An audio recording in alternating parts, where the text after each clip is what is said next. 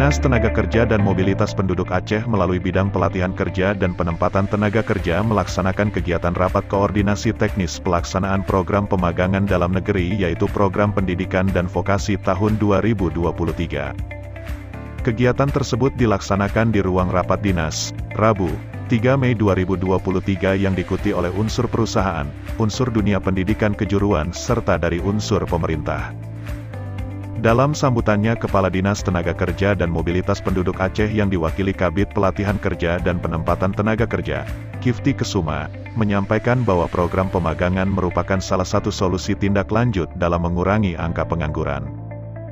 Kifty Kesuma juga menambahkan kegiatan ini membutuhkan kerjasama dari semua pihak yang terkait dan mampu berkontribusi dalam mengurangi angka pengangguran, khususnya di Aceh. Dalam kesempatan itu Ketua Forum Komunikasi Jejaring Pemagangan, Jamaluddin, dalam sambutannya menyampaikan bahwa kegiatan pemagangan ini tidak bisa berjalan sendiri diperlukan kerjasama semua pihak, dan FKJP hadir untuk membantu pemerintah dalam mengurangi angka pengangguran di Aceh. Jamaluddin sangat yakin dengan bersama-sama dengan adanya program pemagangan ini dapat mengurangi angka pengangguran dan dia berharap kepada perusahaan-perusahaan yang menerima peserta pemagangan agar dapat memandu mereka agar menjadi pekerja profesional, baik nantinya akan direkrut oleh perusahaan di mana mereka magang ataupun bila bekerja di tempat lain.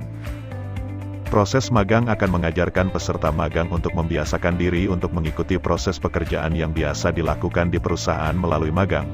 Peserta tidak hanya melihat dan mendengarkan teori, tetapi mereka harus melakukan pekerjaan secara langsung.